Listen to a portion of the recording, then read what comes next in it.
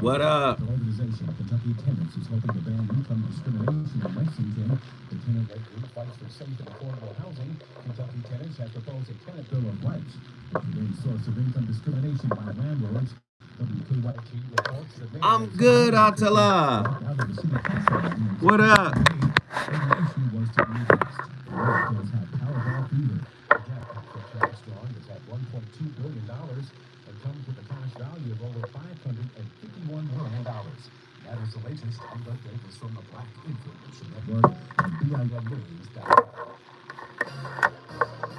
Expect a drive time over an hour now in Anaheim on the 91 East between Highway 57 and Green River Road. Overall drive on the 5 North out of Irvine through Anaheim Hills via the 133 and the 241 toll roads to the 91 is at 46 Can you all hear? Vehicle fire remains on the right shoulder of Glendor's 210 East before Grand Avenue. And heavy traffic continues from Sierra Madre. San Gabriel Boulevard split up to 45 minutes. Over in Costa Mesa, a 20-minute traffic jam and backup is ahead on the 55 North between 405 and the 91. Everybody hit the like button. Come on, come on, come on. If you like mini pickles, Share it. think custom blinds is a job for expensive professionals. Well, at Blind Store, if you have a tape measure and a Share it, share it, screwdriver, share you it. can This is install a custom Sarah blinds in the same topic. day. Plus, we guarantee they'll fit. Blindstore.com.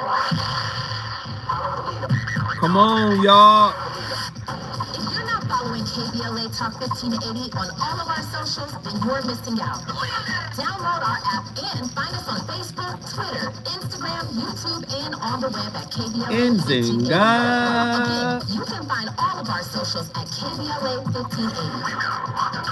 By the way, if you miss any of our weekday shows in real time, you can always catch up by checking out the podcast of your Suge favorite Mac shows 510. at KBLA Talk 1580. We've got your Hey, man. Nazarene, love you, brother.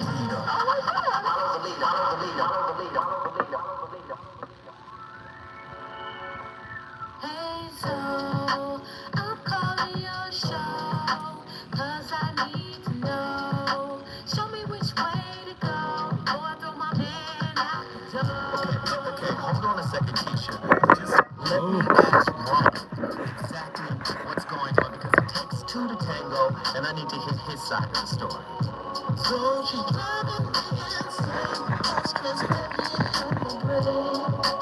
Everybody hit that like button. The likes are lagging. Come on, likes.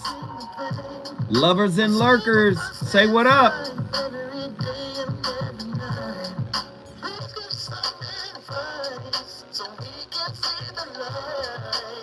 Can I have a paper towel?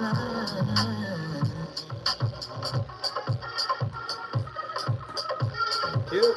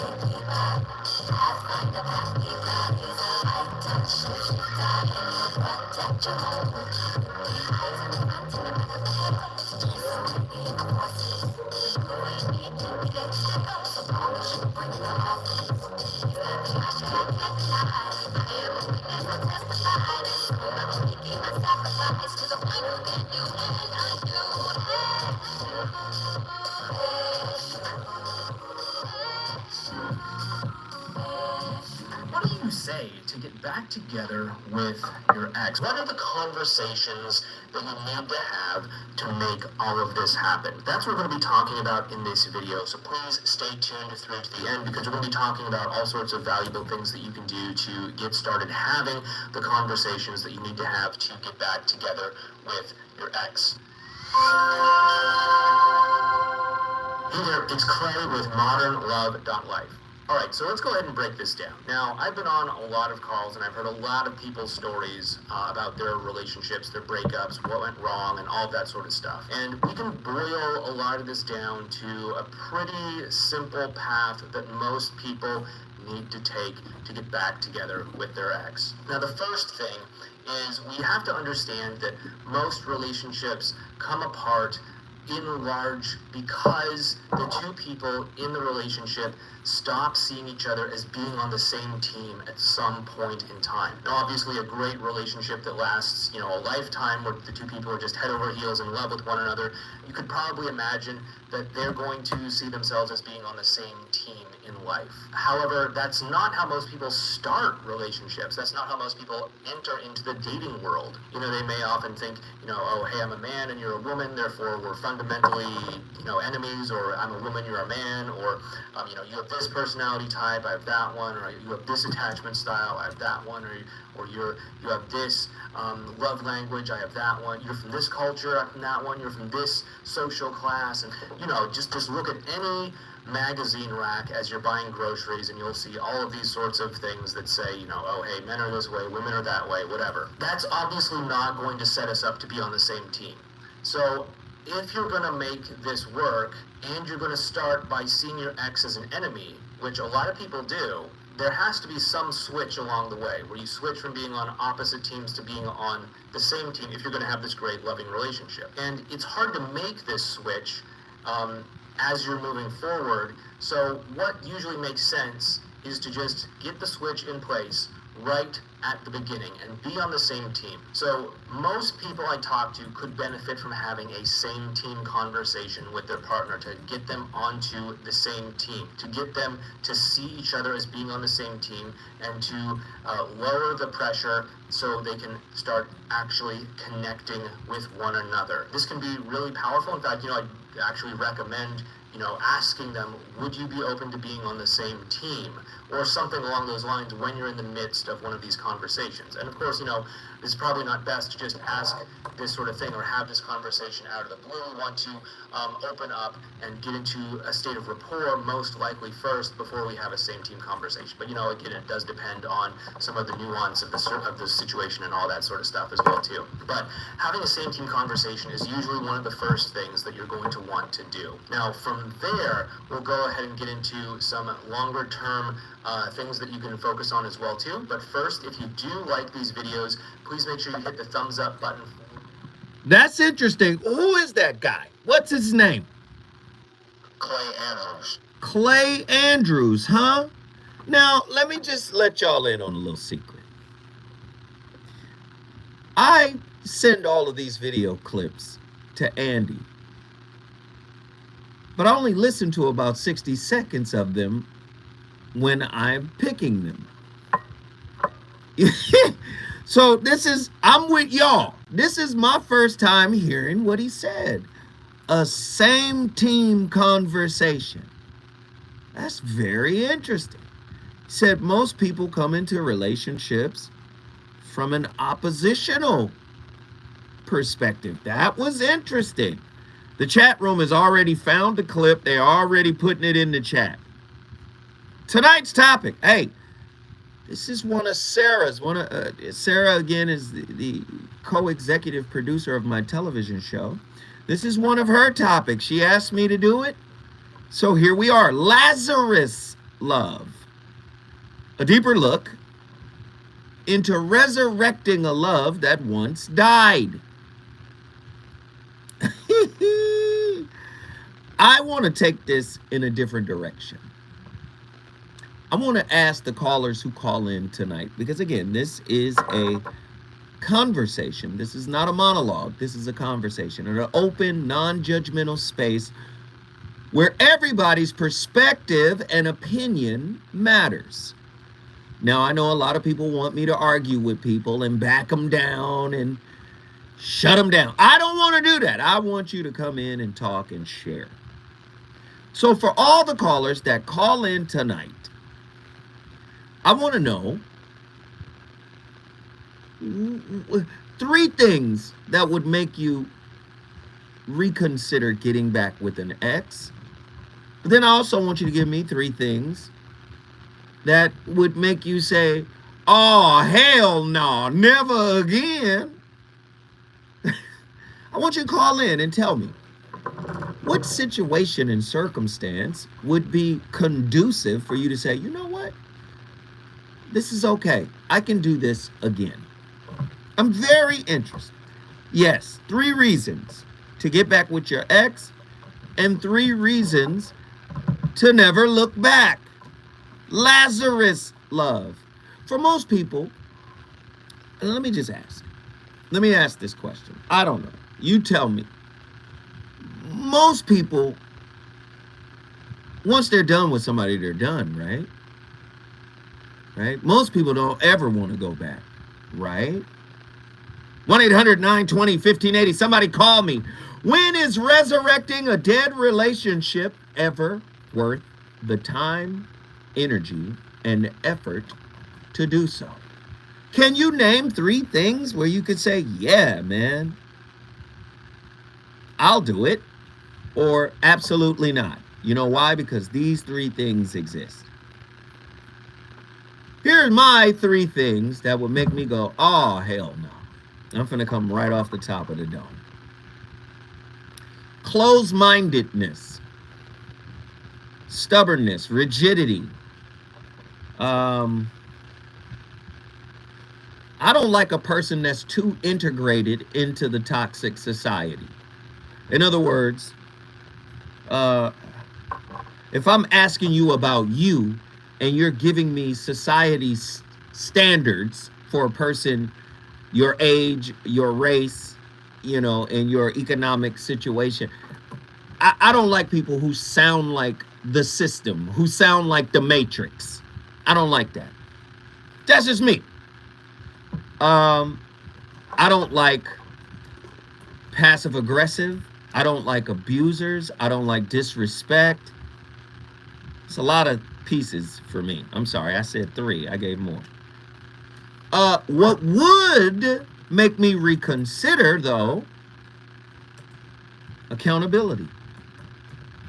If somebody stepped up and said, I'm a human too, and I'm flawed too, and this is what I contributed to the last meltdown of our situation, right? I would be like, oh, okay. Personal responsibility, accountability. And I love what the clip said. Yo, I want to be a team. They come back expressing, I want to be a team. I want to work together. I want to work with you. I also think forgiveness is a big piece. They come in saying, forgive me for what I contributed to the relationship that caused it to fall the first time. What defines the strength of Lazarus love? And how does it compare to love in its initial bloom? I think Lazarus love has the potentiality to be stronger than the initial love because you've been through something and you got through it, you got over it, and you found yourself, right, back with the person. I think that love has a potential to be stronger. You don't have to agree with me. If you disagree, call me, 1-800-920-1580. Are there traces of past grievances and hurts that linger in the resurrected love? Or can it truly start fresh? After you've crashed and burned, do you think you can get over being burned? 1-800-920-1580. What strategies can be employed to utilize the existing love as a foundation for cultivating new behaviors and habits within the newly formed or newly resurrected, or the Phoenix relation? Let's call it the Phoenix relationship. It came back from the ashes. 1-800-920-1580. I want to talk to everybody tonight. In the process of resurrecting love, how can couples view each other with renewed perspectives? Oh, Lord.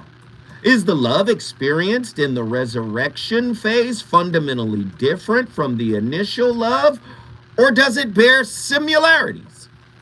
Is it unrealistic to think that it's going to feel like it used to feel? 1-800-920-1580. Can it feel better? It's got to feel better, I think, right?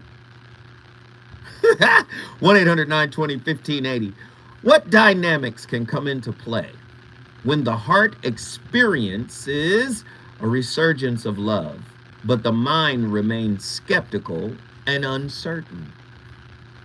Can past mistakes and conflicts be resolved in the context of resurrected love, or do they persist as unresolved issues?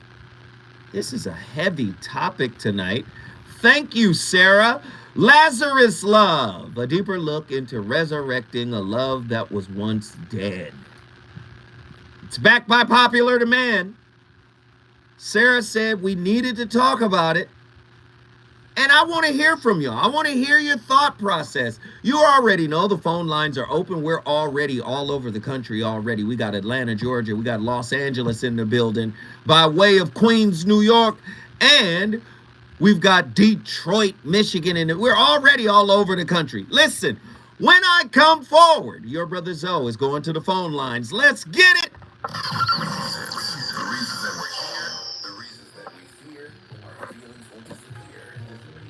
Oh, you gonna sit at an angle, man. Huh? You gonna sit at an angle that can't be like blocking your face. Oh, sorry. Let's do it this way. Bow. Okay, you already know Brandon is, huh? Yeah, Okay. I know Brandon. I was like, what you want to rap? You want to rap New York to LA?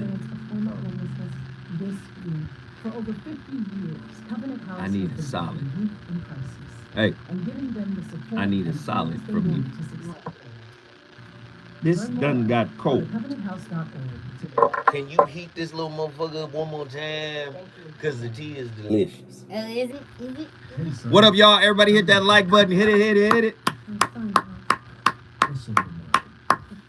Hey, no, what's happening with Sarah? Because we're gearing up for season 2 of the Situation Shift. Sarah is trying to cultivate topics because she wants to see some of these topics turn into episodes on the Situation Shift. Now, what's interesting about that is you do know, like at the beginning of the Situation Shift, there's always a clip of me in here, right? So they take that clip, put it at the top of the show. We do the show around topics that we cultivate here.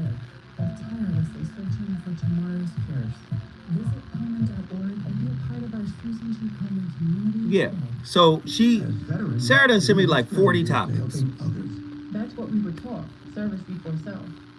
What up, y'all? What up, what up, what up? Everybody hit that like button. Oh, come on, Suge Mac 510. It's been a minute, but I'm back. Shout out to the family. Thank you, man. We got $4.99 on the board, 18 minutes in. Whatever y'all can do, we appreciate it. Just share, show your love, do whatever you can. Brought to you by the United States Department of Veterans Affairs at the end. Yes, everybody thanks Suge Mac. Only if we know what prompted the resurrection. Oh, I like that. And yet, it's everywhere we look. And unfortunately, it does belong to all of us. So, let's come together and create a litter-free, clean California. Once and for all. Remember to properly dispose of your trash. Hey, Reggie, I need to hear from you tonight. You know I love your insight, brother. Shukri. It's hot than a motherfucker.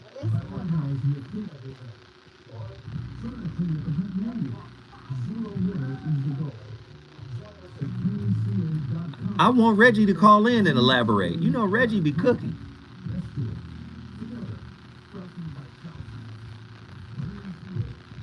Here we go.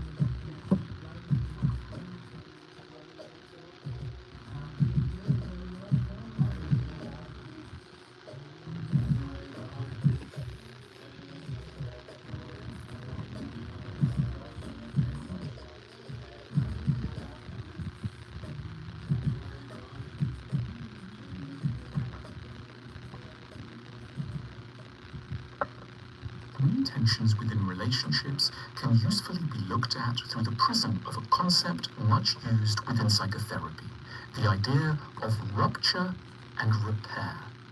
For psychotherapists, every relationship is at risk of moments of frustration or, as the term has it, of rupture, when we suffer a loss of trust in another person as someone in whom we can safely deposit our love and whom we believe can be kind and understanding of our needs. The ruptures are often quite small, and to outside observers, perhaps imperceptible. One person fails to respond warmly to another's greeting. Someone tries to explain an idea to their partner, who shrugs and says offhandedly that they have no idea what they're on about. In front of friends, a lover shares an anecdote which casts the partner in a less than flattering light. Or the rupture can be more serious. Someone calls someone a stupid fool and slams a door. A birthday is forgotten, an affair begins. The point about ruptures is that they say nothing, in themselves, about a relationship's prospects of survival. There might be constant, rather grave ruptures and no breakup. Or there might be one or two tense moments over a minor disagreement, and then things head towards collapse. So what determines the difference is something that psychotherapists are especially keen to teach us about, the capacity for what they term repair. Repair refers to the work needed for two people to regain each other's trust and restore themselves in the other's mind as someone who is essentially decent and sympathetic and can be a good enough interpreter of their needs. As psychotherapy points out, repair isn't just one capacity among others. It is arguably the central determinant of one's mastery of emotional maturity. It is what identifies us as true adults. Good repair relies... Wow, that was heavy. Ladies and gentlemen, you're listening to the Voice of Reason live on KBLA Talk 1580 from the heart of Leimert Park. Zoe Williams is on fire once again. Lazarus love. A deeper look into, I guess, the technique for resurrecting a love that was once dead. Can love come back from the dead? Or are you like most people? Once it's dead, it's gone. Dead and gone. Dead and gone. Gone, gone. I want to know. We got callers on the line. Let's get them in here. Brandon, Los Angeles. Talk to me. Hello, what's good? Hey, what's up, brother? What do you think about tonight's topic? It's a great one. Kind of going through this myself. Supposed to hang out with a past ex this week to catch up and maybe rekindle. Really? Well, how did it get rebooted? Like, is it being rebooted or is this rebooting? It got booted because the young lady lived in a dangerous area, and I didn't feel comfortable going to the area from past trauma from living in New York. So yeah, I didn't feel comfortable going to that area, so that's why. That was like one of the main reasons why we broke up. But other than that, the relationship was cool.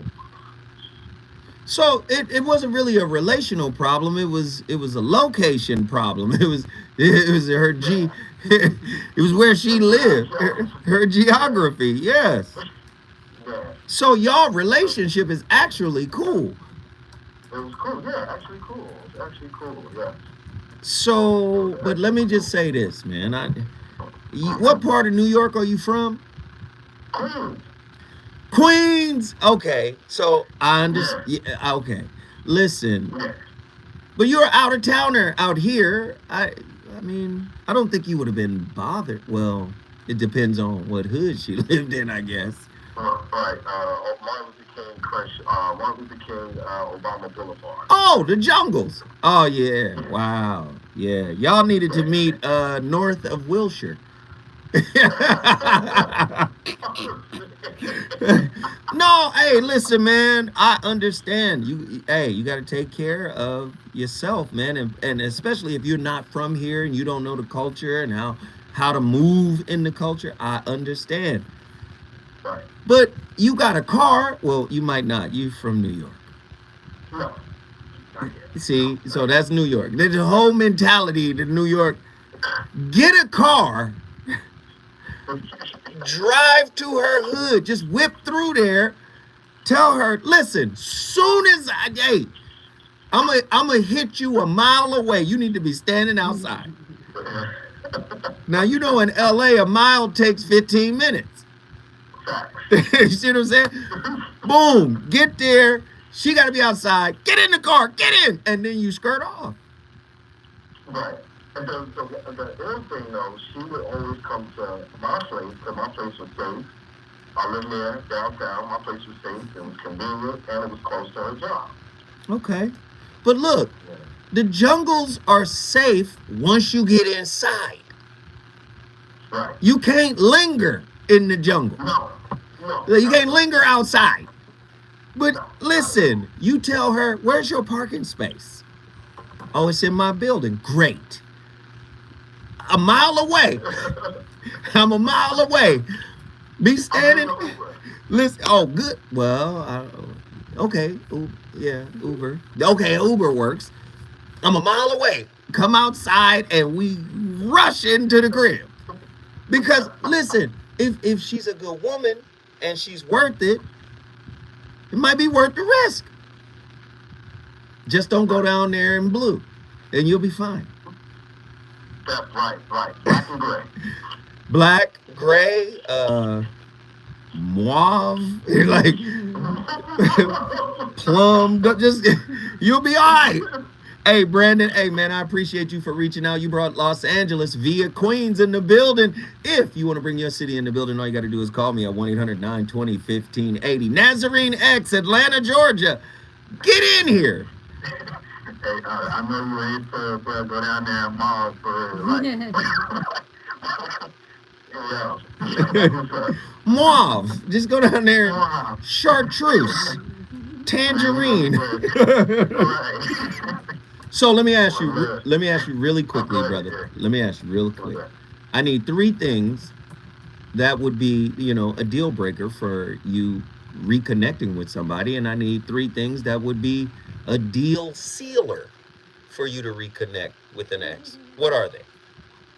The deal breaker is dismissal of reality, like running away from what's real, basically ties into accountability. One deal breaker for me is I just ask myself plain and simple, can I respect myself in making this commitment?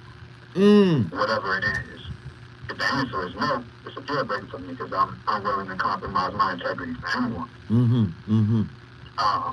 And I believe that would probably tie into the third one. If someone wants me to not be true to myself in any regard, then that's a deal breaker for me.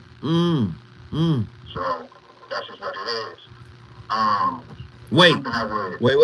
Yeah. Hold that thought. When we come forward, we're going to get the rest from Nazarene X. He's in Atlanta, Georgia. Where are you from? If you want to join this conversation, it's a national one. Get in here. The number to dial is 1-800-920-1580. We've got a lot to talk about.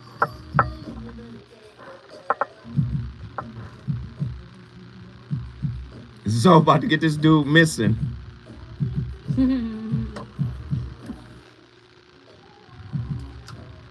This is chartreuse. The green. Oh yeah, I like that. Let me say this. Third Eye. In the 90s. Woo! I had a baddie that lived in the jungle. Baddie! Oh, she was gorgeous. Jungle over here. Yeah. I had a baddie who lived in the Off jungle. of Coco. Off of Gibraltar. Let me tell you. And at the time, At the time, I was an A&R person. As a matter of fact, I don't want to give up too much information. So you heard, what was that? LL record, Backseat of My Jeep. There's a girl kind of singing on that track. It was that girl, but she lived in the jungles. And man,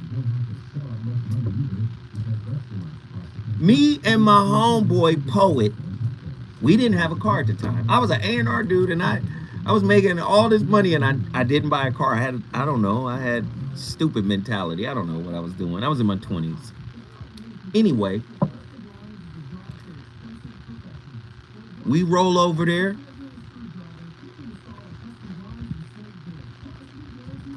Listen, I'm giving them the same protocol that I had, and it was wilder then. We would get over there early enough when it was still light. Get over there early enough, find a parking spot, park, get out, get in the crib. We never came out. Went right in there, but never came out. Until the next morning, of course. Ooh. Now, it was wonderful. When we got there, they had KFC wings. My homeboy, he drank. I don't drink. They had 40 ounces for him and a bowl of candy for me. We did that about 3-4 times. It was wonderful. We were able to get in and get out. They had snacks. Get in, get out. That's it. Get in, get out. And then when you get out early. LL, yes, backseat of my Jeep. That's not the girl in the video, though.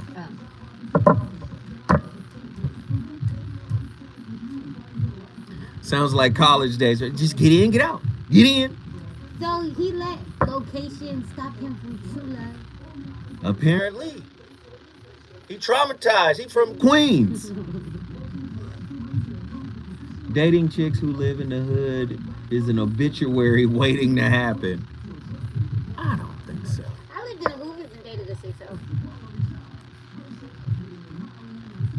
You dated a rival and you lived I in the can't help where Hoovers? my mama moved, okay? She ain't gonna not move because the little boy. And he came in. That's why you be on some old bet 100, shoot 100. The fuck? Woo, you should see that little boy skip over when them Hoovers was out. It was I bet. he loved me so much, but he was scared. I didn't know. By the grace of God, he made it every time.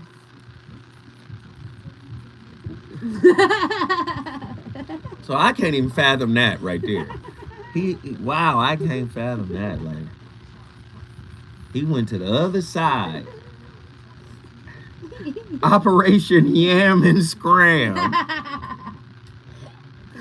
Let me get to the yams. Sweet, sweet, yeah.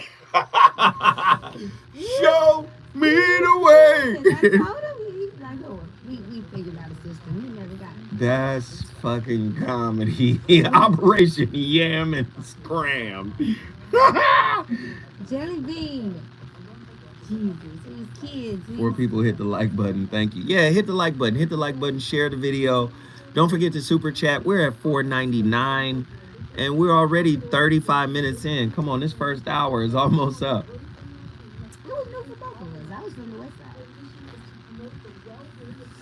side. You was from the west side? That was my first time ever living on 53rd. Shit. Alright. I don't really got, hey, I ain't got nothing else. I ain't got nothing. I'll date a Becky before I date a hood chick. I'm not hood. I just lived in the ghetto for a second.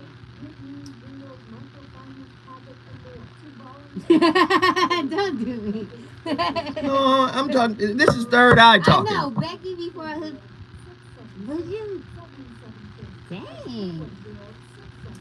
Come on. Hey, Truemonger, hey. Truemonger took the words out of my mouth. I'm like, what? Really? She ain't gonna love you like we love you, Third Eye. I don't even know what to say. Like, Oh no, not a Becky. he said, I'll date a Becky. He thought it was funny too. He's cracking up over there. Nah, the sister that lived in the jungle. Right. That's how. I was like this. Now with you going in and not leaving to the subway.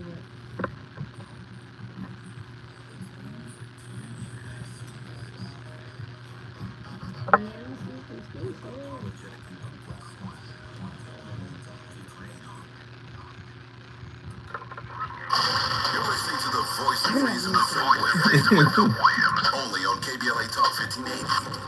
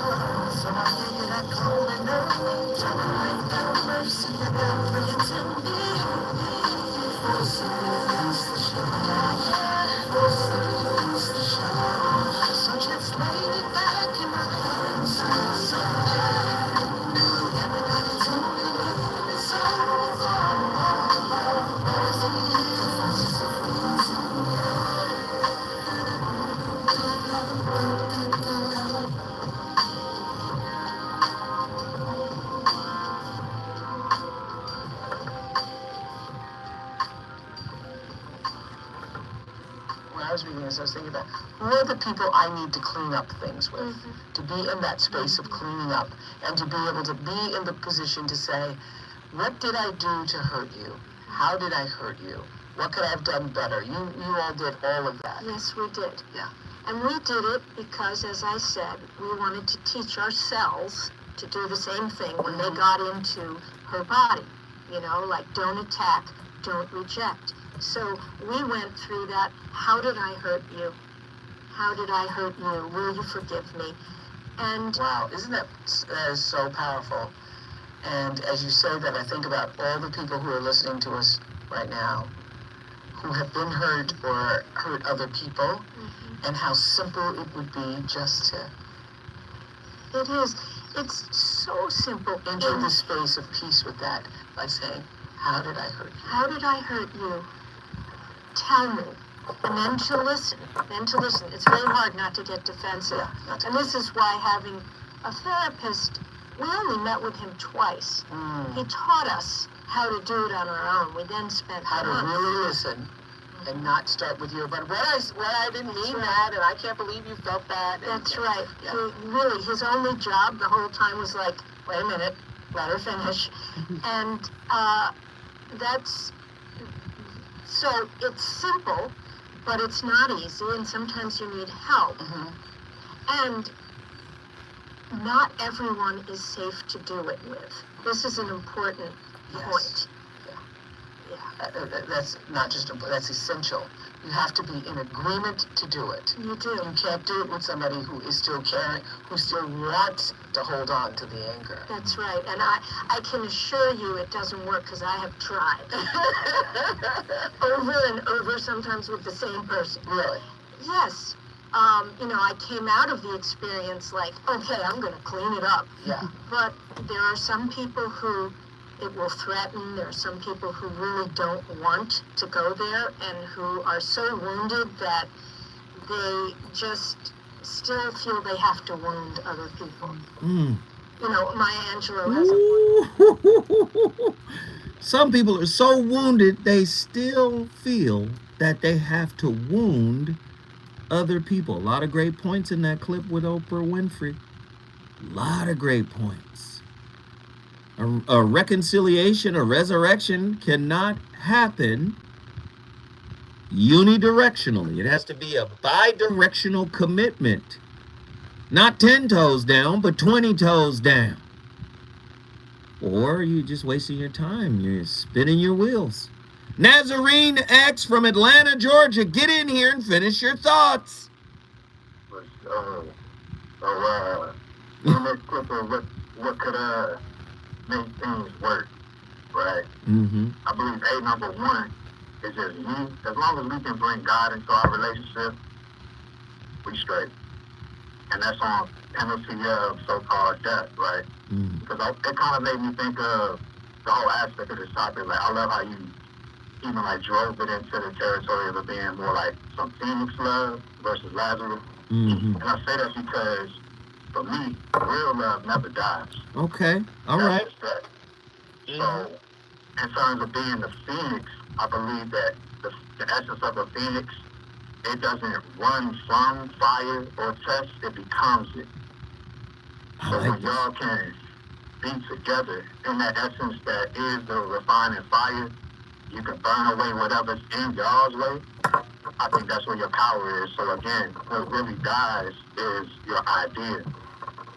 And that's something that we're going to always experience as, creatures on this earth. We're going to have ideas that need to be, let go of sometimes. And sometimes they can be our anchor, but we got to be willing to let some things die. And in contexts like that. So I just believe as long That's as... heavy. That's heavy. Would you... Wait. Would you let some of your would you sacrifice some of your old grudges and perspectives for the love you have for an ex that you want to reconcile? That's big. That is such a big point right there. Go ahead, brother. I'm sorry. Nah, you all good, huh? You build it up, because that's the thing. I feel like, first and foremost, even that question just puts it back, or puts the light back on where you are in terms of, like, if you still holding on to a grudge, then you don't want killing yourself anyway. That ain't the way we're supposed to be living. So that part of you still needs to die away before you can really bring in something more healthy into your dynamic with someone else. So that's big. Like, again, that's just kind of like how we striving for it. So we can let go of things all within context, but again, we just got to make sure we're being true to ourselves. And anyone that we with on all levels, as long as you can be clear, confident, and true to yourself, and in alignment, I feel like, sky's the limit and all of that. You'll be all right. Yeah, you'll be all right. Yes, Nazarene X, Atlanta, Georgia. You brought your city in the building. The A is in the building. If you want to bring your city in the building, all you got to do is call me at 1-800-920-1580. Let's get it. D Queen, Detroit, Michigan. Get in here. Hey, I would say that I always look at any person that I'm with as a common law marriage. So if it's anything that we got like skeletons in our closet, if we don't want to incriminate each other because of statutes of limitation, then we're going to make this shit work. Excuse me. We're going to make this work. No profanity. Go ahead, I'm listening now. Go ahead, finish. Okay, so if there's skeletons in the closet and it can incriminate each other, then it's just like the court of law. You don't have to testify against your husband or your wife. So I would stick to that plan, and we just have to go to our graves with the information, but we will make sure that we are still there for one another, and I will resurrect that love again. So give me 3 things that would be like, no way, no how, can't do it, I cannot do it, I won't do it. Give me 3 things that are deal breakers, and give me 3 things that are deal sealers for resurrecting a relationship. Well, I really can't put my finger on it, but I'm not Isis, the Egyptian queen who resurrected her husband. But if there's something that I feel like the drop a wedge in between us, then I would just handle it at that point in time with whatever the circumstances is. So I can't excommunicate myself with somebody that can incriminate me and I can incriminate them.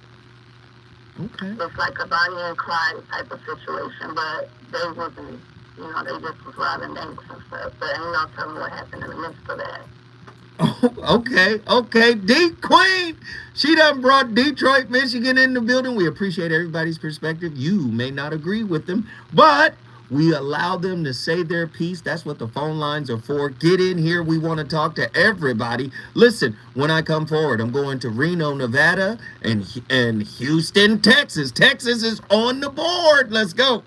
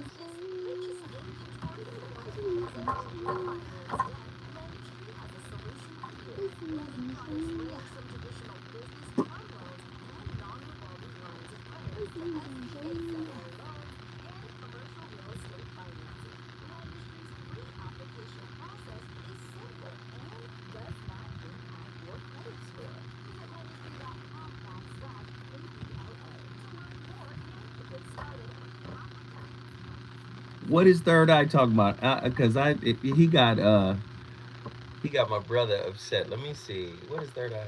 Nzinga, would you tell your son to risk going to one of the most dangerous neighborhoods to data?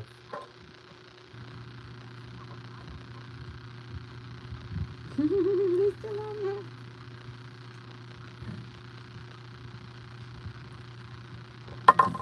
What's they talking about up in here? Up in here. Man. No. Sometimes y'all act like white women from the Jim Crow era. So I mean.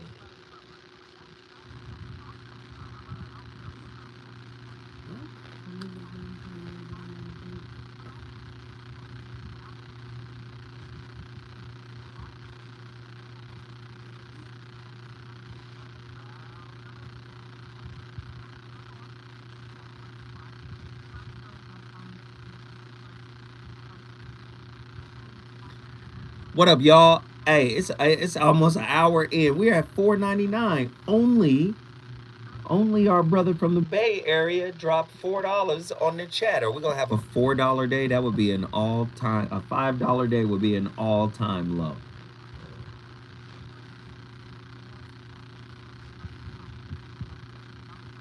Theo Washington, what up?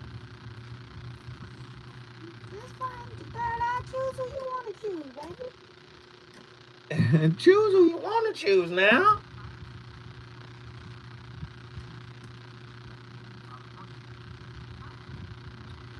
Live in 20.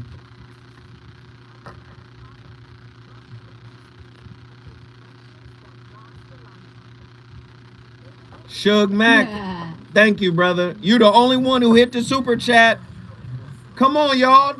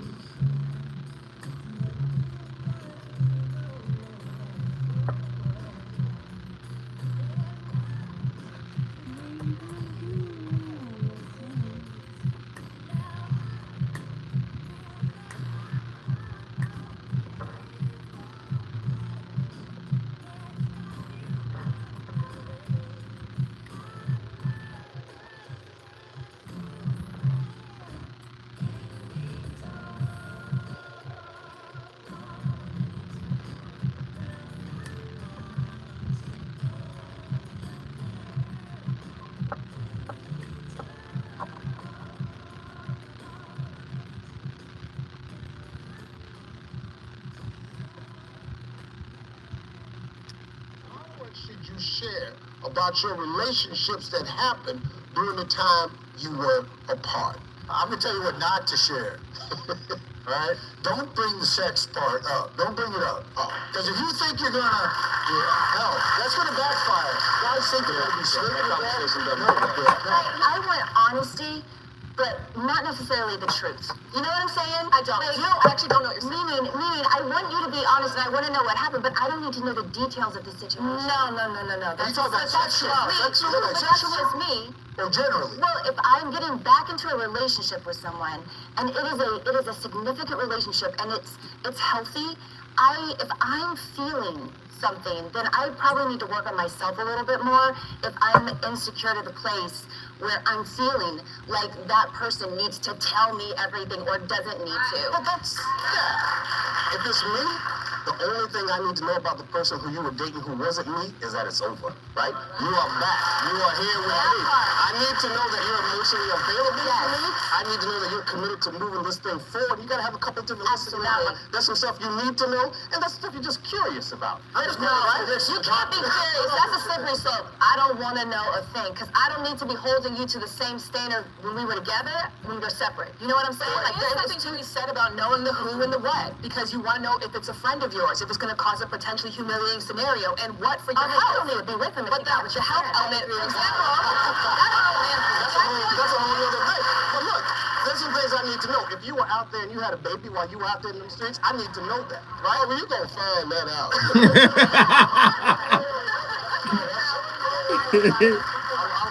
I'll just say that, like, my personal story is that. Our personal relationship with my wife is that we dated, and then I freaked out, and then we didn't date for like a year and a half, and then we got back together, and that was it. There's a reason for getting back together. You have to be sure what the reason is. I knew I was going to spend the rest of my life with that woman because that's what I realized in my time away, is that that's who I want to be with. What happened in the last 36 years of my life is my 36 years of my life. Right. You're not making a commitment to me moving forward. Wow, they had a heated little discussion. Lazarus love, a deeper look into resurrecting a love that was once dead. My guy, Nazarene X, said, it's not Lazarus love, it's Phoenix love, because love never dies, which is why the relationship can resurrect in the first place. 1-800-920-1580. Let's get these callers in here. Sean from Reno, Nevada, get in here. Wow, brother. So everyone knows I've been married a long time, 30 plus years and everything. But I had a girlfriend who dogged the hell out of me in high school. I had another one that I was pretty serious before I met my best and better half, and we are still together. And, you know, if we were ever, so I got to give a kind of a, you know, if I was not to be with someone, because both of those people both tried to, like, you know, give me that communication where you know as a guy or a girl, hey, are you available for something, you know, and we can kind of hook up? Both of them did that. Now, the first one dogged the hell out of me, right? And I like right away was like, I pulled her along for a minute. I pulled her along, and I know maybe it's mean, and I because she was going through a time, and maybe she thought she could hook up again. And I pulled her along, and I was like, no. The other one, I said, if I was single, if I, you know, didn't have any attachments, you know, you and I need to talk. So it really depends, right? Because right now, I'm not going anywhere, and I'm very content and happy. I'm very fortunate. But the communication is the key. And by the way, if you dog someone, you have that show about karma and stuff. If you dog someone way long ago, and then you try to get them back again, I hope, brothers and sisters, you don't take those people back, because they dogged the hell out of you. And so, no, I can't forget that. And no, I wouldn't, in that situation, take them back.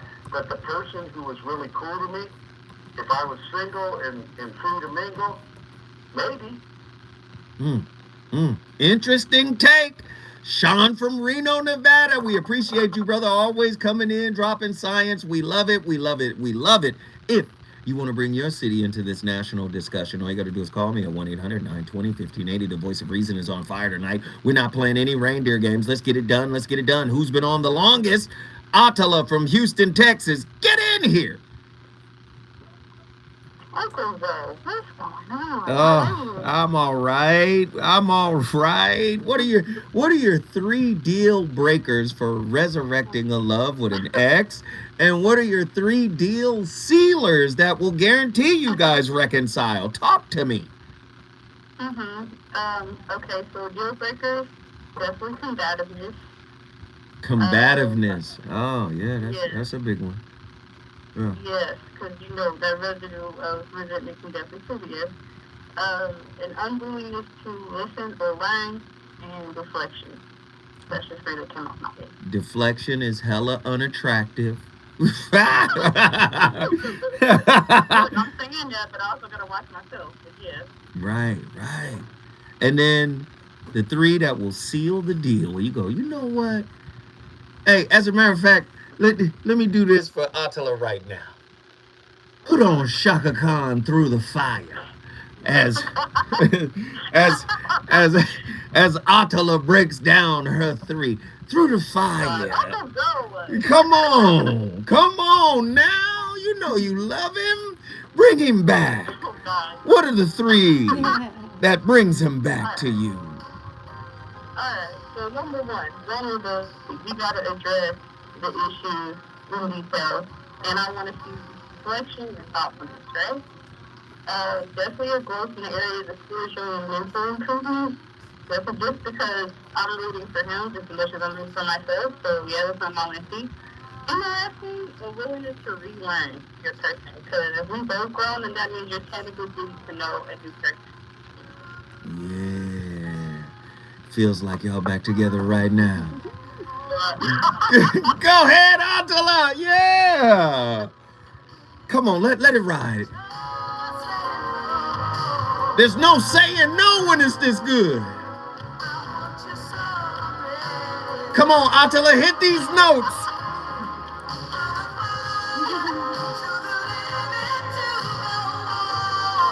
Yeah. Ladies and gentlemen, you're listening to the voice of reason. My co-host is riding with Attila now. Let's bring them back together.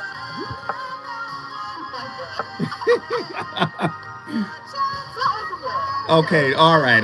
We love you, but we love your perspective, and those were good points to get back together. Those were great points to get back together, but a lot of people do not value the reconciliation process because there's so many options now because of the internet, and the internet has people in your DMs, and let's just be honest, like sometimes the options outweigh what you've already been through. What are your thoughts on that? Wait, before you answer, just hold tight. We got to carry you forward. When we come forward, Attila from Houston, Texas is going to answer my question. We on fire tonight.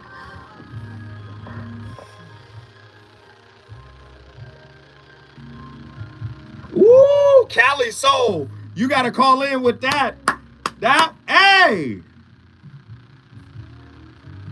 That was good. See, let me just say this. If y'all call in like you're calling in tonight, I get to do fun shit like that with y'all. But sometimes y'all be on some old, I'm going to sit back and listen. I want to integrate y'all into the movement. But I appreciate Attila.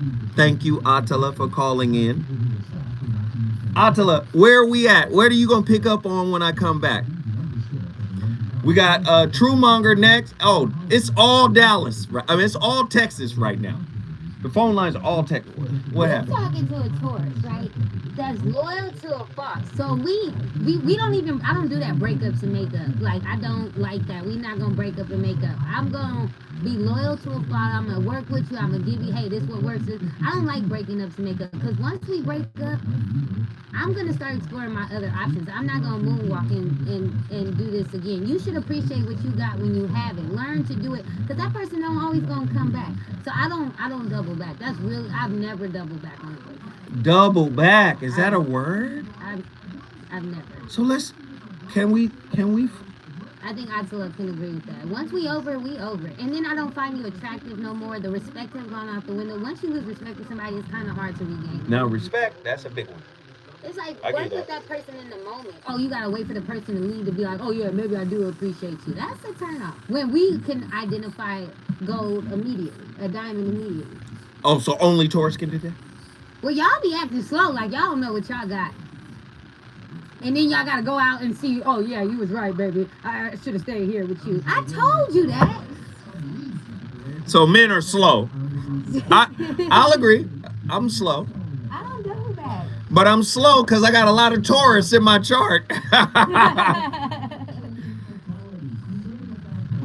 You didn't see that coming, did you? I got 5 planets in Taurus. Shit, I'll be like... The Gemini be like, come on, let's go. That Taurus be like, fuck this.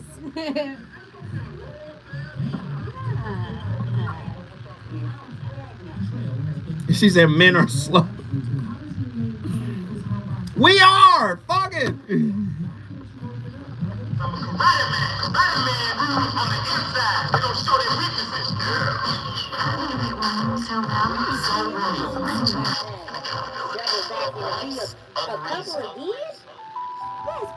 Hi everyone, it's Dr. Ramani. Welcome back to this YouTube channel on narcissism. It is my hope that this content is going to help you make sense of these difficult and toxic relationships, people, and situations, and hopefully make you cope better with what feel like impossible situations.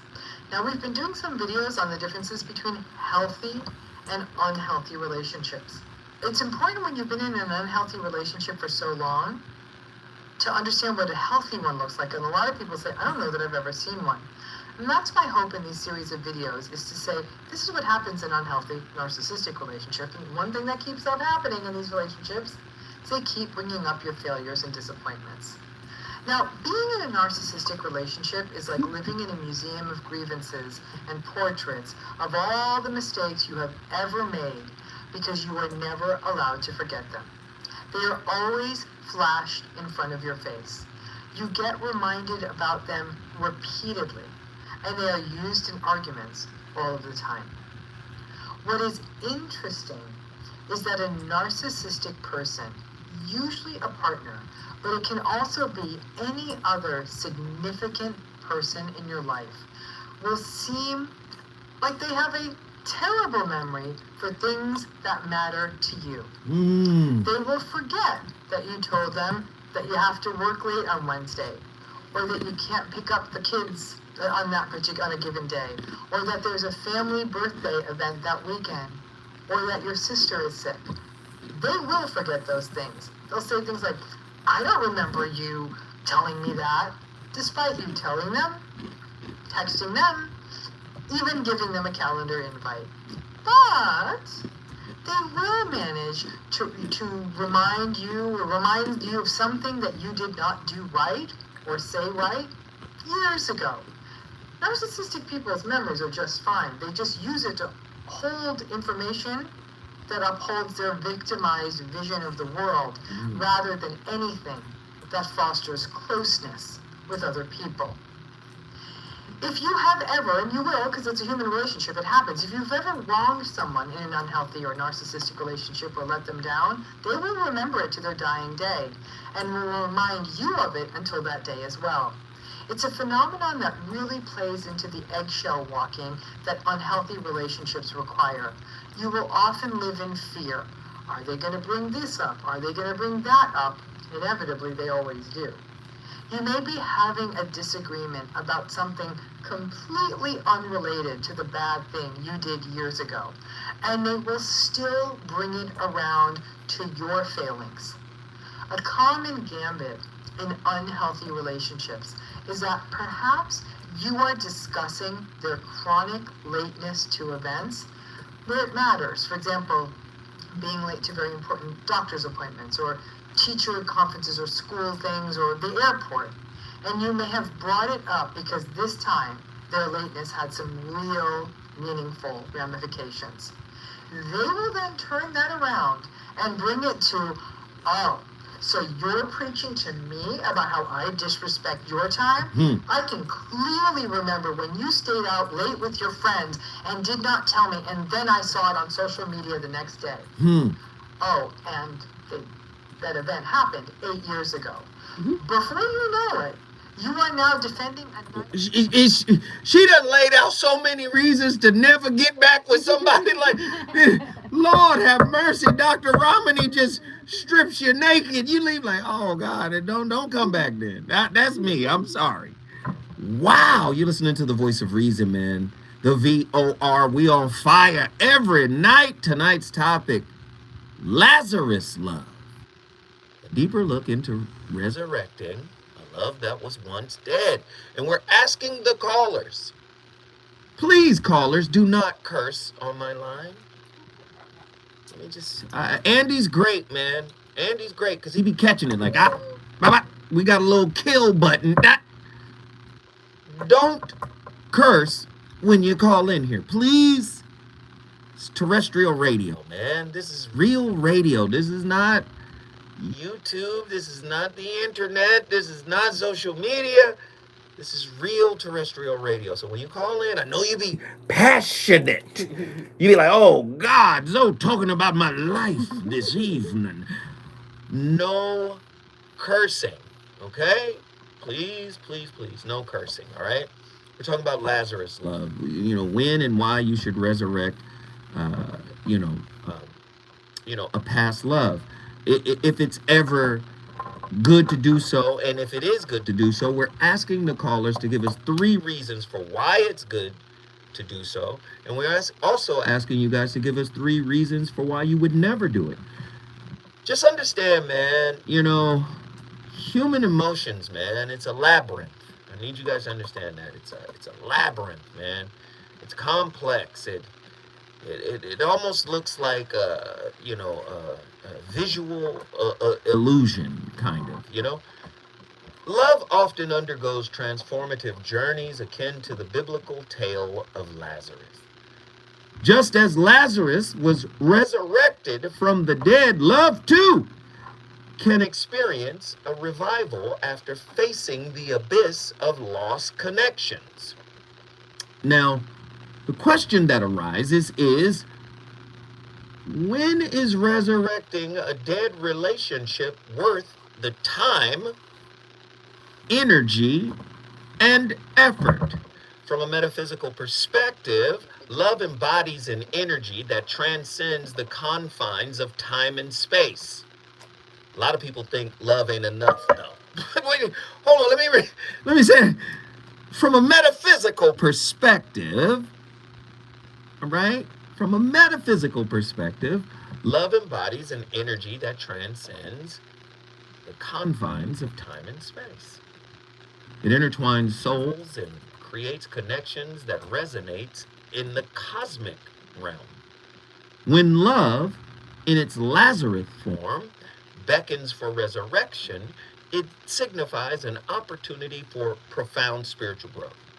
It challenges individuals to confront their vulnerabilities and embrace their transformative power of love. The transformative power of love.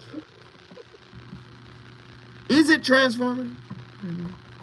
Many people want to stay the same. So if you stay the same, it makes sense to get a new relationship. Because if you stay the same, you're going to wear out that new relationship like a pair of old Nikes. You're going to wear them out. So you're going to need another relationship if you stay the same. The strength of Lazarus' love lies in its resilience, a testament to the enduring spirit of affection that transcends the trials of time. It differs from the initial bloom of love, for it has weathered storms and emerged scarred but intact. This love bears the wisdom of experience, a depth that enriches the relationship with profound understanding and acceptance. This is what your big mama and them used to say. Y'all gonna see You got to go through something if you want. If it's real, you're gonna go through something. Everybody that got something real done went through something, right? Everybody that got something real and true, sit down with that couple and ask them what they've been through. They gonna tell you the truth. Resurrected love, however, is not without its complexities. Lingering traces of past grievances and hurt may cast shadows upon the revived affection. To truly start afresh, couples must confront these shadows with courage and vulnerability. They must view each other with renewed perspectives, recognizing the evolution of their individual selves during the hiatus. Now, you know, this is all sounding like work. A lot of people don't want to do work, you know. A lot of people don't want to do work. It's really that simple. Nobody wants to do work. You know, you do the least amount of work when you start something new. Because when you start something new, it's on autopilot. You ain't been through nothing. Y'all just get to chill and enjoy and float and vibe. That's what it is. I'm sorry, I went on a tangent. Let me get Attila back in here. Attila from Houston, Texas. I know. Wait a minute. Wait. We got to grab Andy. Hey, can you get Attila from Houston, Texas, man? I want to talk to her because she had 3 points for why she would, consider, restarting her thing. Do we have Attila? Let's see. Do we have her? Attila, you're on the line. Talk to me. Attila. Where is Attila? Do we have her? We do not have her. So this is what we do. We're gonna wait a second. I'm gonna go back into my piece here. Let me just say, in terms of bringing it back together, one thing you don't. Oh, there she is. There she is. Attila, we got you. Attila, get back in here. Yes. Okay, because you had us worried for a second. Come on, get back in here. I was about to start preaching. All right, but we got you. Yes. What are you? What? One more thing. Yes. Tell me. Yes. One last thing. Keep people out your relationship. Keep people out your relationship. Yep. Keep them in. Your dogs will holler, okay? And let me just say this. I think one thing that I would like to add to my list of yes is a recommitment to unity without the distraction. Wow. Wait a minute. A recommitment to unity without distraction. You said some very heavy stuff tonight. I appreciate you, Attila. When you speak, I listen. You brought who in the building tonight? Houston, Texas is in the building. As a matter of fact, all of the callers are from Texas right now. So let's get them all in. Truemonger, Dallas, Texas, get in here. Yes, sir. What up, brother? What are your thoughts on tonight's topic? It's an interesting topic. A lot of people really don't want to discuss it honestly, but there's probably a bunch of people listening in the chat that I put back up with it, and for that very reason. But they just don't want to talk about it. They don't want to admit what still say truth to good to go through it, because maybe they tried to they forced it, and it didn't happen organically. There's a difference. If you break up, you split up for whatever reason, time passes, you both go on your growth spurt, so to speak. Again, like situations may occur where y'all are crossing paths more often, and that spark happens. Start getting along again, start feeling that connection again. I mean, if it's genuine at the end of the day, why not? Why not embrace that? If it's genuine. You know what I'm saying? Yeah, if it's genuine. People are trying to interfere and make things happen because they think y'all good together. That's never going to work. There's always going to be a problem there. But if y'all can come together, have honest communication about what happened before. Did we lose him? Oh, Truemonger, we lost you. Get back in here. Call back, brother. Come on. The number to dial is 1-800-920-1580. When I come forward, you know I got to get these callers back going. We got Reggie from Austin, Texas. We got Mimi from Jacksonville, Florida. Hey, call back, Truemonger. You were cooking. We was listening. Please call back in. We still got a lot to talk about.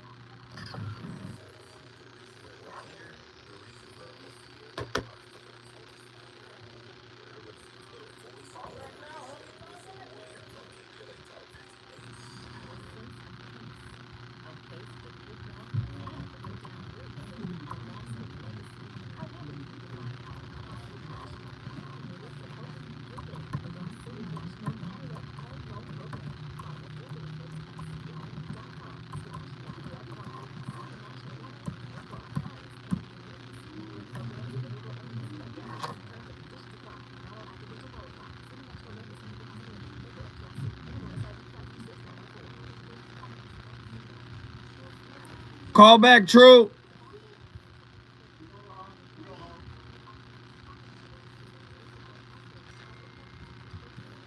He's on 3. You listening? What happened? He's on 3. True. Okay, we got him.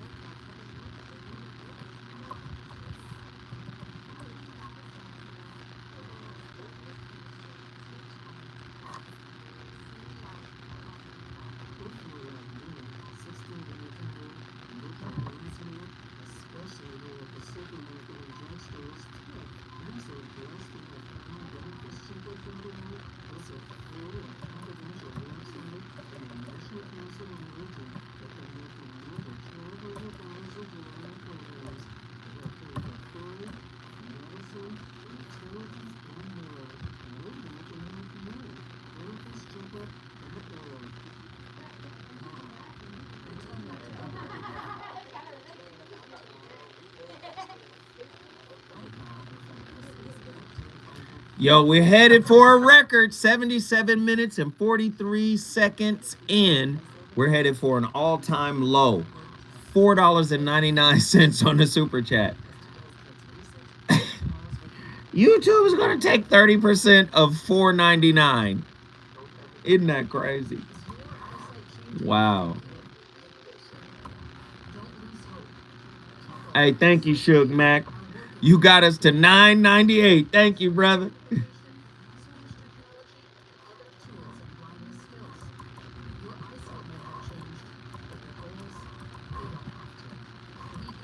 I shouldn't have to tell my peoples, man, people who love this show. I shouldn't have to tell my people to do whatever they can if they can. Oh, Truemonger, thank you, brother. You got us at least the $34. $34.98. Thank you, brother. Thank you, two brothers. Thank you, thank you, thank you.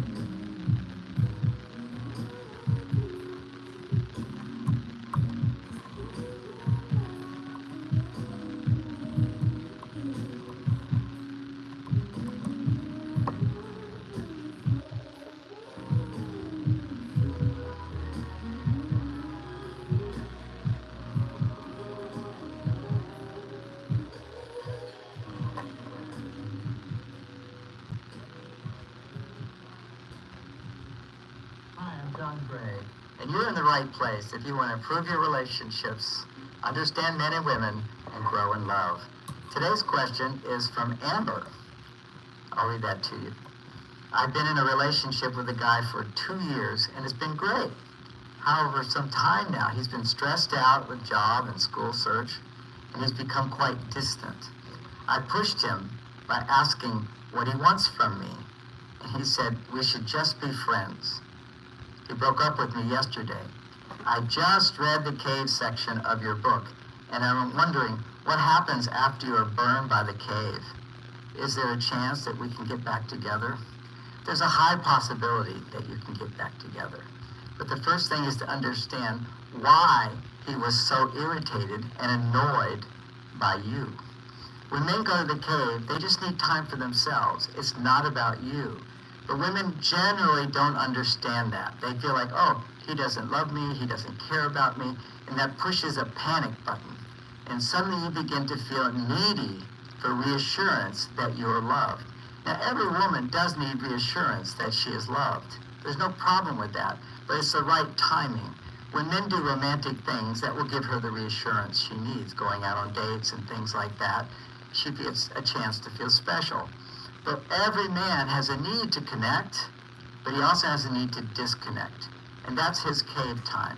And when he's in that place of needing to separate, to pull back, if you push at him at that time, then he starts to feel irritated and annoyed, and that you become needy. You push this button inside of him that raises his stress level. And already, as you pointed out, he's having challenges in his work. Challenges in a man's work is one of the most difficult things for him to accomplish or to deal with. Because when a man feels successful in his life and in his work, the masculine hormones go up. But then what happens is when he doesn't feel successful, they go down, and his interest in his partner will decrease at that time. But if you give him a lot of space so he can pull away, and don't try to help him at that time, and don't seek reassurance at that time, but to trust, give him trust. He's going through what he needs to do. There's nothing I can do for him other than give him what he needs most, which is trust that he will come out of this. Trust that he still cares about you. But when you don't have that trust, often it's just you don't understand men. And that's why you read my book and you realize men in their cave. Listen, man, Dr. John Gray, he's done several of my shows before, and I like John Gray, but I think he's taking the whole men are from Mars, women are from Venus thing a little too far. Because women pull away too. So is that the woman cave? Just because you wanna create a whole concept around somebody pulling away when that's a human action. People pull away. So, women just don't understand. He's in his cave. Well, what is she in when she pull away? Yeah, I mean, come on now. Like, I love Dr. John Gray. Like I said, he's been on my show several times, man. And, I do believe that he does have, insight. But like I said, I think he's sticking too close, too tough to the brand. Men are from Mars, women are from Venus. We hibernate differently. Well, I just think it's a human thing. Okay, let's get our guy back in here. Truemonger, wrap your thought on that, man. What were we talking about before you left? I was saying how people need to have honest communication about where the issues were that caused the breakup in the first place, if they even get to that point. Just things don't work when you're forced, where it doesn't happen to happen genuinely. So as time passes and you grow and she grows and y'all become better people and y'all cross paths, who's to say you shouldn't give it another try? But a lot of people like to be petty these days. Mm-hmm. So I guess people seem to think that's cool. Mm-hmm. But that's not the reality for everybody. People grow, people make mistakes, people move on for whatever reasons or excuses they have. Mm-hmm. And then, you mature. Yeah. Ideally, you mature, and if y'all can come together and y'all realize y'all actually better for each other than the opposite, give me another shot. So your whole thing is you can reconcile if it's organic. If there's any forcing, pushing, cajoling, it's probably going to crash and burn. Pretty much. Man, I love your insight. Dallas, Texas is in the building because of Truemonger. If you want to bring your city in the building, all you got to do is call me at 1-800-920-1580. Back in Texas. We haven't left Texas. We're going to roll over to Austin, Texas. Reggie, get in here.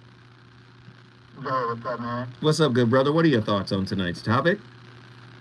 Man, as far as the topic of and love doesn't die, I don't think we can have resurrection without death. You can't skip over Easter. You can't skip over Good Friday and get to Easter Sunday. Ooh. It just doesn't work like that. Somebody got to die. Hey, come on. Come on, Reverend. This isn't the resuscitation. This is the resurrection.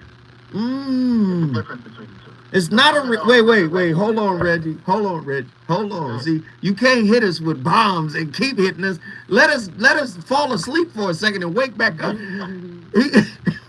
He said, this isn't a resuscitation. This is a resurrection.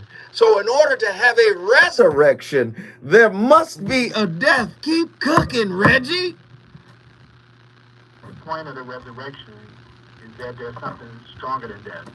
That's the whole point of the thing. So as far as relationships go, there has to be something stronger than what broke y'all up. And I think the thing that's stronger in this case is a changed mind. That's the strongest thing you could possibly have. Well, let me It's push. stronger than your fear. I agree with It's you. stronger than your ego. Wait. Let me push back. Let me push. I like the change perspective piece. A changed mind. But is a changed mind stronger than love? Because sometimes the relationship be decimated. Say the relationship is the body, right? Say if we use it Resurrection Sunday, then let's say the resurrection, right? Or Christ's body died. But the spirit and the soul and the essence of Christ did not die. With that spirit, essence, and soul of Christ's being be synonymous with love, which is actually the thing that resurrected the situation. Talk to me. As far as I think all of it died. I think it was a resurrection. Even love? That's hard for me. That one. All of it died. Yeah, man. Love can die, right? I don't know. But I mean, and that's all. As far as it's all faith. It's like what you believe or not. You know what I'm saying? But what's stronger than death? And I think what's stronger than death is you changing who you are. If you change who you are, you can see love for what it truly is. Stay with me, Reggie. That's the case. Because you cooking right now, and I love it, man. I love it. You're cooking. Stay with me. Reggie from Austin, Texas, that came in here with a 360 dunk between the legs with the blindfold on. He's got a lot to talk about when we come forward.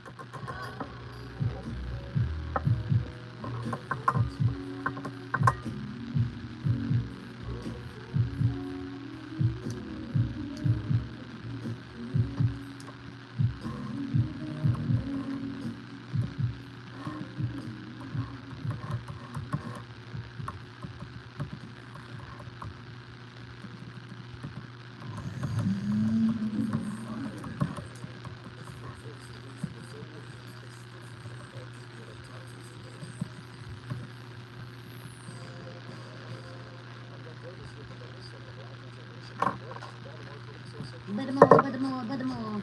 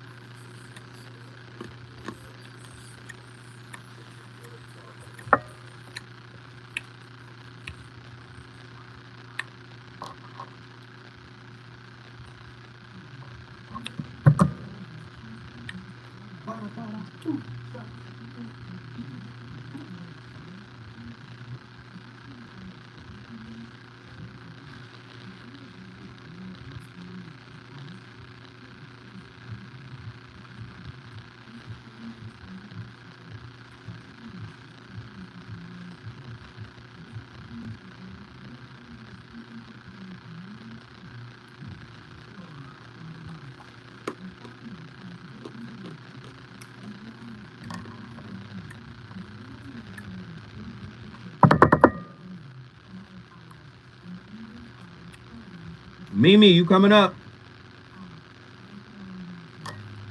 Right after Reggie.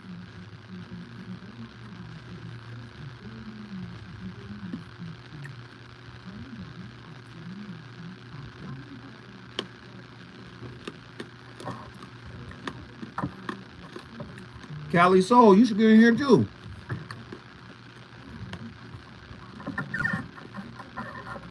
Cali Soul, you should get in here too. Come on.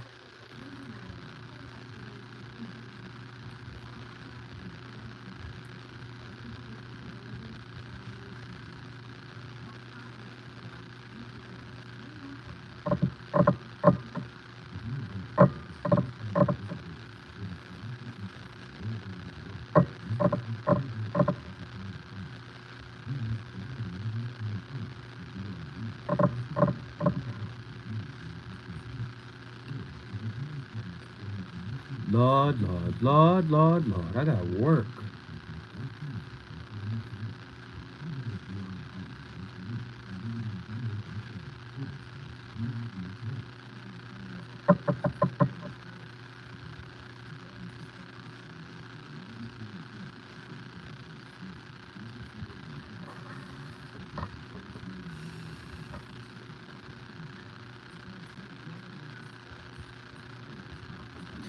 So me asking you to call in is telling you is trying to run your life? You don't tell me how to run my life. That's funny as hell. That is some old big mama shit. You don't tell me how to run my life, boy. I does what I do when I do it. I know I ain't tripping.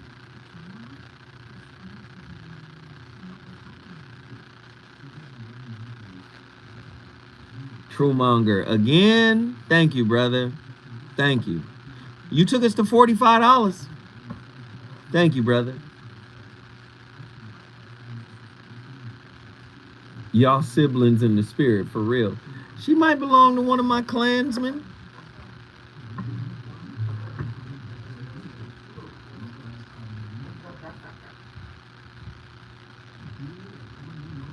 We're about to come back.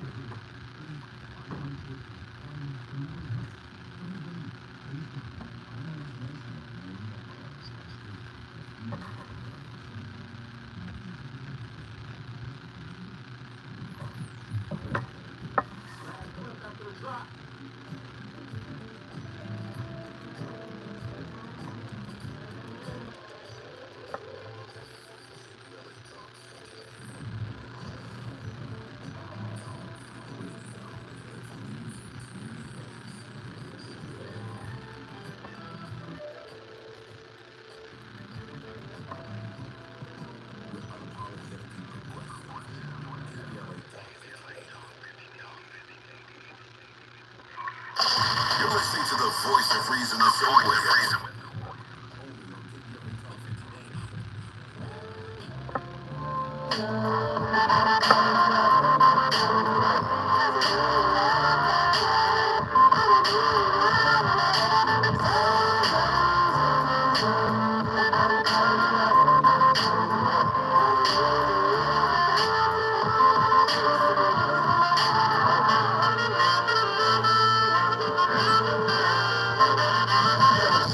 So I got this two-time chick who got her revenge from when I was in my two-times hit. And even when I tried to correct her, she couldn't get past how she disrespected, neglected my effort, a felt with no trust, pretty games and affairs that be tearing us up. Picture perfect, is it really worth it? I have an idea, but I need to get started.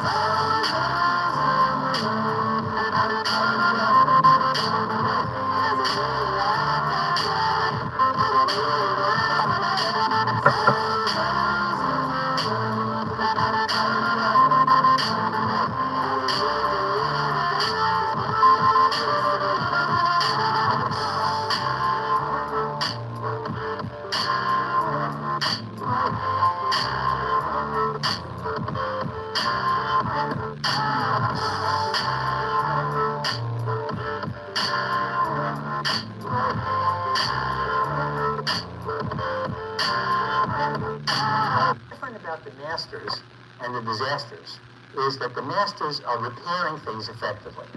So that we think that what's going on is that, yeah, in a good marriage, people have arguments that are kind of crummy arguments, and and they don't follow communication rules, and they say mean-spirited things, and they get defensive, and they get critical, and they get desperate and upset, and they stonewall, and they do all this stuff. But at some point, they have a conversation where they recover from it. They can talk about it, and they can repair it. And so what we want to suggest to you is that's really what the major goal ought to be, is how do you fix things? How do you make your next conversation on this problem area better than your last one? How can you repair it? And so for a lot of years we were looking at the repair attempt itself. How do people try to make it better? Like a repair attempt might be, gee, I don't think either one of us is really listening to the other right now. Maybe we should try again. Or a repair attempt might be, this isn't really what we're supposed to be talking about. We're getting off on a tangent. Or a repair attempt might be, I need a break. Or a repair attempt might be, I'm sorry. I really wish I hadn't said that. And we were looking at the repair attempt and how it was said, and we found that we could not predict the effectiveness of repair from the nature of the repair attempt. In fact, some people were making repair attempts in a beautiful way. It could have been written by a social worker, and it was failing. And other people were making repair attempts in this real clumsy way, and it was successful. I remember this one case where this guy who was a chemist, and he and his wife were talking about the fact that because of the nature of his work, he doesn't know exactly when he's coming home for dinner, as these experiments going on at work. And she said, well, the kids get hungry, and and they don't want to start dinner without you, so they get irritable, and I have to put up with the irritability. And he said, well, why don't you feed them a snack? And his wife gave him a look like, what do you think I am, a moron? Of course I feed him a snack. She went like that. And he realized he needed to make a little repair. So this guy was wearing a red bow tie, and he went, that was his repair attempt. This big, stupid grin, And she started to laugh, and the repair attempt was effective, I mean, it changed the way they were going. They weren't in this sort of negative downward spiral. So for years we were looking at what makes repair attempts effective. That's a heavy concept. Repair attempts. But before I peel that back, we still got Reggie in here cooking from Austin, Texas. Get in here, Reg. Man, I like that subject that you just made. I think you got to get to the nuts and bolts of what made your relationship die. And you have to reverse everything that led to the death. And if you do that, including the mind that you have, it's possible for it to live again. But you saw what I added in the chat room. You saw that, right? Nah, I didn't see it. Oh man, go ahead. Finish your thought then. Go ahead. I'm sorry. All right. I think that if you do all those things, but if your partner doesn't let you be the best version of yourself by throwing everything up in your face, what you did to mess up the relationship, then that doesn't give you the opportunity for it to live. They have to get over themselves, and you have to get over yourself. I love it, brother. It's not simple, but it's possible. It's not simple, but it's possible. Reggie, you brought Austin, Texas in the building, man. I appreciate you. If you want to bring your city in the building, all you got to do is hit the digits. It's really simple. 1-800-920-1580. We turned up tonight. People been calling in from all over the country. I love the input. This is what I mean by this is a community. This is a national community. People are talking. We are talking about it, and Texas is in the building heavy. If you want to bring your city in the building, you know the drill. 1-800-920-1580. Let me get over to Jacksonville, Florida, where one of our favorites is in the building. Mimi. Go ahead. Set her song up. Hey, say it. Hey, say it. I have to learn the new song. Hey, Zoe. Hey. Oh, my gosh. Hey, Zoe. Hey, everyone. All right. What are your thoughts on tonight's topic? This is a great topic, and I honestly, sincerely, I would like to piggyback on what Reggie just said. I feel like the old relationship has to die. You have to come from a place of death. It's like it has to die. You have to have the ashes, and you have to come up like the phoenix and start fresh. Because you're the same, you may be the same two people physically, but in order for this new relationship to grow, to be successful, you have to be physically the same, but spiritually, emotionally, mentally, you've grown. You're different people. I like that. I like that a lot. Andy seems to always have something to say when you get in here. Andy, what do you have to say to Mimi? Really, it's nothing off of what you had to say. You're being nice. Okay. It just had me thinking about yesterday's topic, right? Oh yeah. The soul ties. I guess my question is how do you know you're removed from the soul tie of your last situation before you get into a new situation? That's heavy. A new situation with the same person? New situation with somebody different. A new situation with somebody different. Mimi and Reggie are saying that it has to die. So, so a part of yourself, low-key, has to die too, because you have that soul tie with that individual. Well, and again, I think we are in a space where I don't like disagreeing with people, but I will.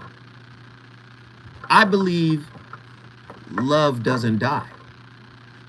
I believe love is synonymous with God.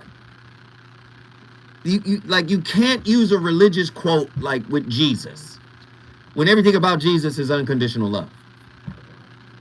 I mean, John 3:16, for God so loved the world that he would sacrifice his only kid in order to cleanse the, so everything about Jesus is love. So if you're using Easter and resurrection, I get the motif, but logically speaking, according to that book, everything centers around a type of love that is rooted in the sacrifice of what can be sacrificed. Ego, listen, ego, the body, the emotions, the fears, the trauma. These are things that can die. Do you see? So I don't like disagreeing, because the nature of the show is to allow people to say what they need to say. Do you see what I'm saying? Yes, please clarify. Yes. Okay, Reggie was coming from a religious point of view, and that's fine, that's good. But what I meant was dying from your old ways, your habits. Right. These are things that can die. Yes. I agree with you. Yes, I agree with you. Because if you repeat the same behavior, you're going to get the same result. So what's the point of getting back together? Because, yes, you know that you're both sexually compatible, and that's great, but a relationship, a marriage cannot survive on mind-blowing sex. Believe me, I know. You can't. Okay. Thank you. You need more.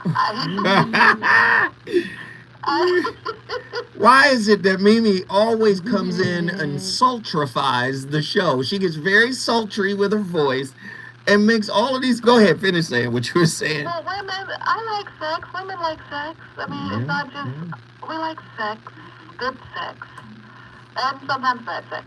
But, you know,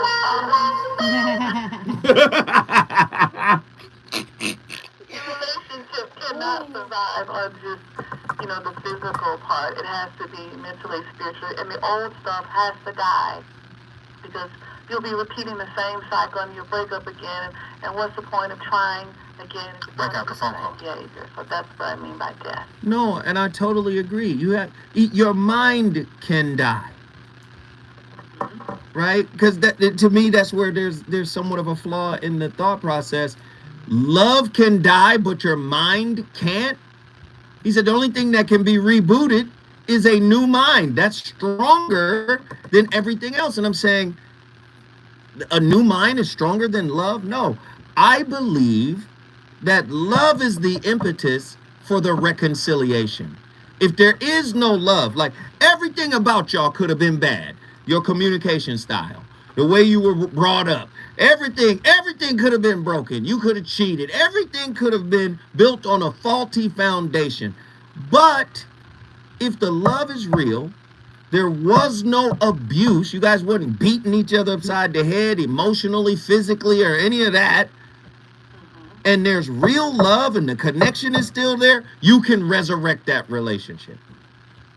But to put the mind over love, let me tell you something. Logic will keep you, listen what I'm saying, especially if you want to reach a state of self-realization, or what the Buddhists call moksha. The Hindus call it nirvana. The Westerners call it self-realization or self-actualization according to Maslow's hierarchy, right? If you want to reach that state, you have to transcend the logical and the intellectual. Sometimes men try to intellectualize spirit. Relationship is inherently spiritual. And relationship, and guess what else is spiritual? Inherently. Unhealed wounds. These are psychological and spiritual things happening in your being. And those things can die. They can be transmuted. They can be transformed. But to turn around and say, oh, love can die, but the mind can't, that sounds like 17th century European talk. Because they took spirit out of science. Let's keep it a buck. Logic does not trump love. It just doesn't. God is operating at a level of love. But this is why most relationships don't work, because it doesn't make sense. I'm not here to tear people down. I want people to have their own opinion. I'm just saying, you can't put mind over love. What? The old mind. No. I'm not saying you said that, child. Can I go on my diatribe? What in the world? Can I say my part? I didn't say you said nothing. This how I see it.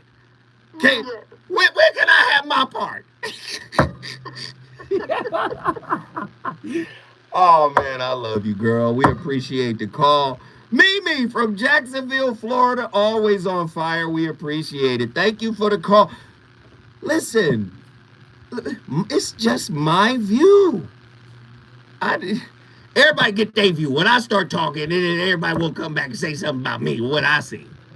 I'm just saying my piece. Can I have my piece?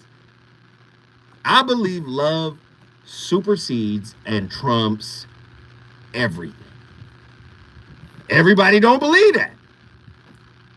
Hell, we live in a society right now that tells us love ain't enough. Am I lying?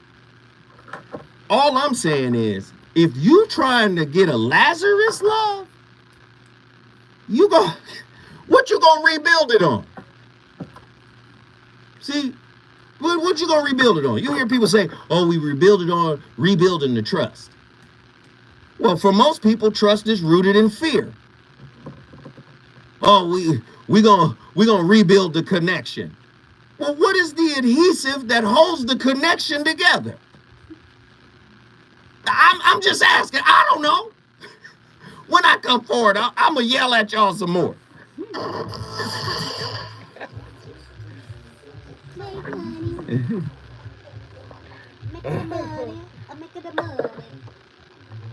I'm making the money.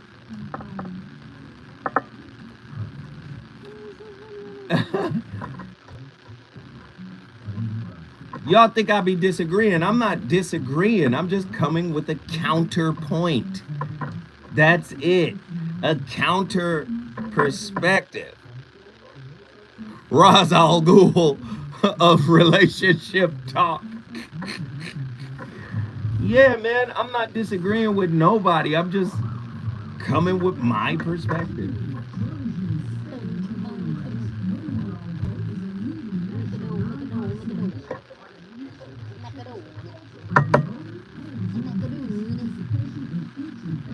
Reggie, I got you.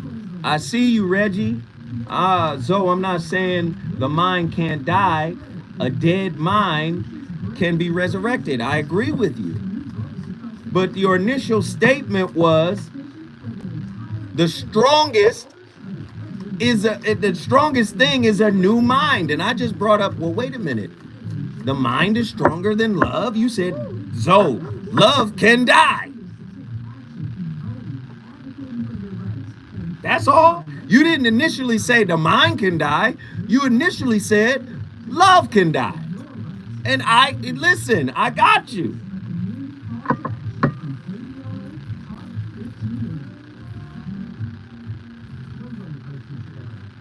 Love coma. Oh, they got food in there. Hey, go check out that food. See what that is.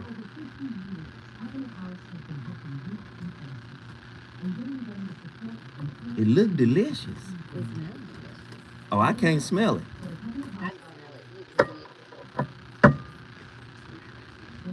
I can see it.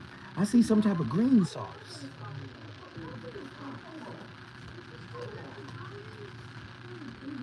Andy got some kind of brown sauce. Is that Jamaican food? Come on, go find out, child. Tell him Uncle Zoe sent you. That nigga said gravy? Nzinga said gravy? Oh, I love it. It's soul food. It's soul food.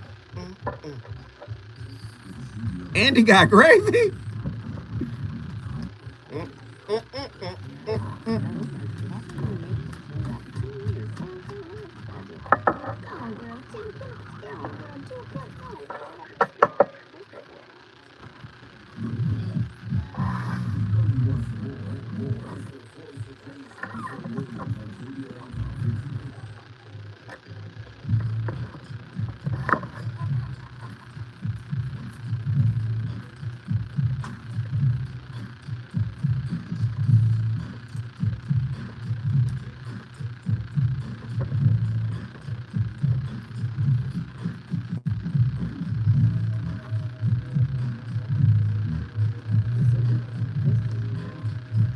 Hey, man, let that ride. Let that ride, man. Here we go again. My playlist is on fire. You already know it's my co-host. Listen, when you're trying to rebuild love, you need some keys. You can let it float. You know, you're gonna need some keys to the Lazarus love and reconciliation. Just understand this. There's a couple of strategies, right? To prevent falling back into old patterns that contributed to the initial decline of love, couples can employ several strategies. Firstly, self-awareness is crucial. Recognizing and acknowledging one's own negative behaviors and patterns is the first step towards change. Secondarily, open and honest communication is absolutely vital. Couples should create a safe space to express their needs, concerns, and desires, fostering understanding and empathy. Lastly, setting and maintaining healthy boundaries can help prevent the reemergence of destructive patterns. So destructive patterns have to die. You know what else got to die? You got to learn how to balance, right? Individual and couple growth. A lot of times we pay attention to our own process and we're not really looking at the couple's process. Our ego has to die. Our selfishness has to die. Our mistrust has to die. So these are some strategies here. During the resurrection of an old love, it's essential for partners to grow both individually and as a couple. Individual growth allows each partner to bring their best selves into the relationship, fostering personal fulfillment and self-actualization. Simultaneously, couples must engage in shared activities, such as pursuing common goals or hobbies to foster a sense of togetherness and a shared experience. Then the other thing, the role of external support systems. External support systems, such as therapy or counseling, can be immensely beneficial when attempting to resurrect love. These professionals provide guidance, tools, and techniques to navigate the complexities of rebuilding a relationship. Therapy can help couples gain insight into their own dynamics as well as the dynamics of the relationship. Therapists can help you heal past wounds and develop effective communication strategies. Your ineffective communication strategies have to die. Your external support system that were your manless homegirls and homeboys, your career relationship failure guys like me, don't talk to us. Okay? Don't talk to us. Go talk to a therapist, right? That's what kind of external support system you need.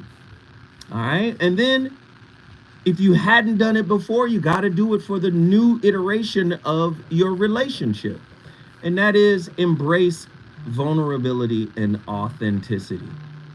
Embracing vulnerability and authenticity is crucial for couples negotiating and navigating the journey of reviving their love. It requires creating a safe space where partners can express their true selves without fear of judgment or rejection. Vulnerability allows us to experience a deeper emotional connection and fosters trust, while authenticity ensures the relationship is built on genuine foundations. Listen, all the mess we used to do, the lying, the stonewalling, the concealing of our true feelings, these are things that are subject to death if we want to rebuild something substantive, something meaningful. But listen, what do I know? Nothing. I just start the conversations. It's your job to finish it. You know who's up next? Jill Monroe. You already know she's going to keep the fire lit. RSVP with Jill Monroe. Let's get it cracking. I'll see y'all tomorrow for my Friday. Deuces. Oh, I love it. Fire. Great show. Love y'all. Man, I love debating. Love it. Appreciate y'all. Great show, great show. Love y'all, love y'all. Thank y'all for tapping in. All right, then.